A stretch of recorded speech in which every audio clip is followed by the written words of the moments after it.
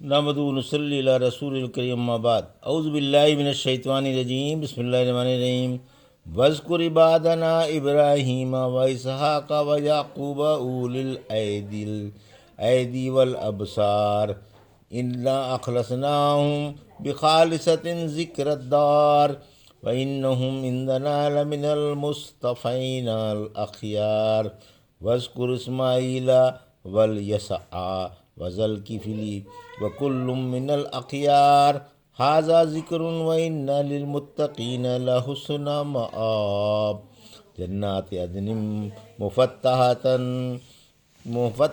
لهم الابواب متکئین فیہا یدعون فیہا بفاکہۃ کثیرۃ وشراب وعندهم قاصرات الطرف اطراب ھذا ما توعدون لیوم الحساب ان ھذا لرزقنا ما لہ من نفاد۔ ابھی آپ نے سورہ صاد کی آیت 45 سے 54 کی تلاوت سماعت فرمائی۔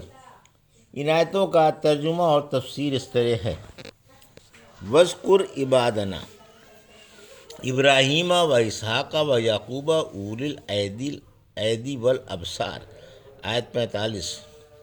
انا اخلصناہم بخالصۃ ذکر الدار، آیت 46۔ وانہم عندنا لمن المصطفین الاخیار، آیت 47۔ واذکر اسماعیل والیسع وذا الکفل وکل من الاخیار، آیت 48۔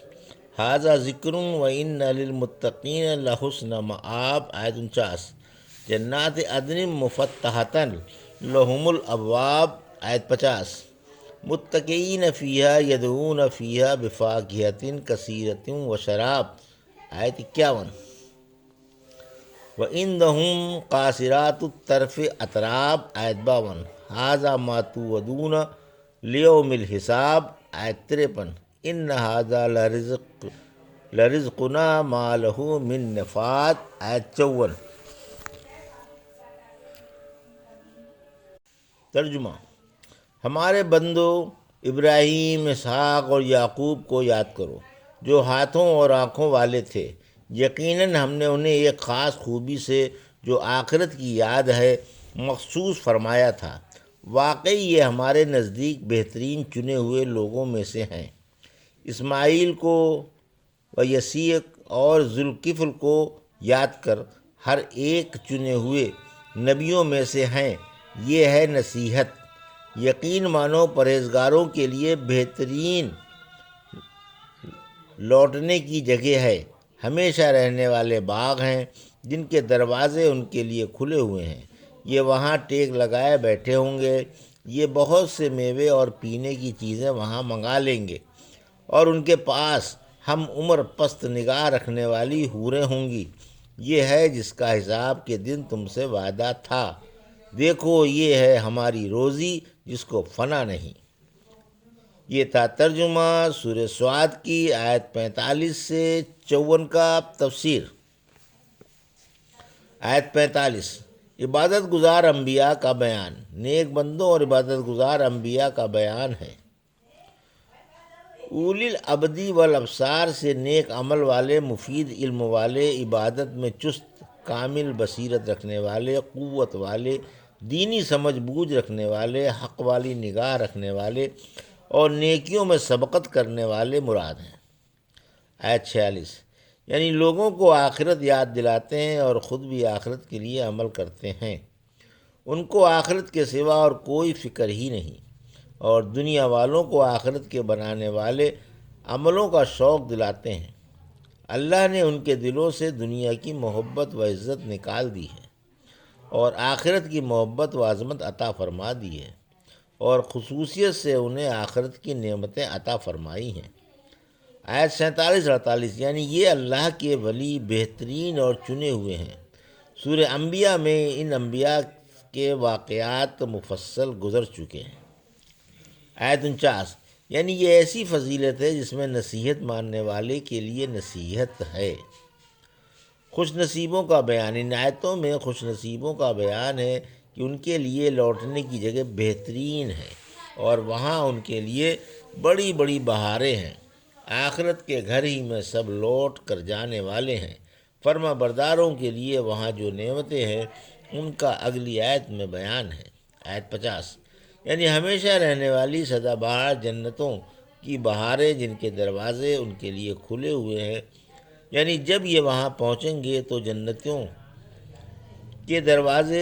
کے دروازے ان کے لیے کھل جائیں گے۔ رحمت عالم صلی اللہ علیہ وسلم نے فرمایا، جنت میں ایک قصر ہے جس کو عدن کہا جاتا ہے، اس کے چاروں طرف برج ہی برج اور باغ ہی باغ ہیں، اس کے 5,000 پھاٹک ہیں، ہر دروازے پر 5,000 چادریں ہیں، اس میں بحرز نبی یا صدیق یا شہید یا منصف بادشاہ کے کوئی اور نہیں جائے گا۔ آٹھوں جنتوں کے بارے میں بہت سی حدیثیں متعدد سندوں سے آئی ہیں۔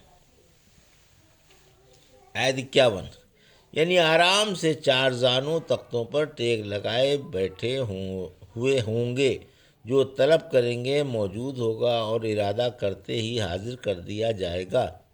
جس قسم کی شراب چاہیں گے فوراً اس کو گل اندام و گل فام خدام آبخوروں، لوٹوں، جگوں اور جاموں میں بھر کر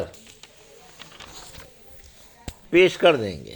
آیت 52، ان کے پاس وہ حوریں ہوں گی جو اپنے شوہروں کے سوا کسی کو نگاہ غلط انداز سے بھی نہیں دیکھتی، یہ نہایت پاک دامن و عصمت آب حوروں کی رفاقت میں ہوں گے جو ہم عمر ہوں گی۔ آیت 53، یہ جو ہم نے جنت کے اوصاف بیان کیے ہیں، یہ وہ جنت ہے جس کا حق تعالیٰ نے اپنے نیک و پرہیزگار بندوں سے وعدہ کیا ہے، جو اس میں زندگی بعد الموت کے بعد قبروں سے اٹھ کر جائیں گے اور بہاریں لوٹیں گے اور جہنم کی آنچ سے محفوظ رہیں گے۔ جنتوں کا بیان۔ آیت 54، جنت کے بارے میں بتایا جا رہا ہے کہ نہ جنت خالی ہوگی اور نہ اس کی نعمتوں کو زوال ہوگا، نہ اس کی بہاریں کبھی ختم ہوں گی اور نہ اس کی حد و انتہا ہے، کیونکہ فرمایا یہ ہمارا رزق ہے جس کو زوال و انقطاع نہیں ہے۔ سورہ نحل کی آیت 96 میں فرمایا تمہارے پاس والی چیزیں فنا ہو جائیں گی اور اللہ کے پاس والی چیزوں کو بقا و دوام ہے۔ سورہ ہود کی آیت 108 میں فرمایا اس کی بخشش ناقابل انقطاع ہے۔ سورہ انشقاق کی آیت 25 میں فرمایا انہی کے لیے نہ ختم ہونے والا اجر ہے۔ سورہ رعد کی آیت 35 میں فرمایا اس کے پھل اور سائے دائمی ہیں۔ یہ تھا سورہ صاد کی آیت 45 سے 54 کا ترجمہ اور تفسیر جو ابھی آپ نے سماعت فرمائی۔ بارک اللہ لی و لکم فی القرآن الحکیم و نفعنی وایاکم بآیات الذکر الحکیم۔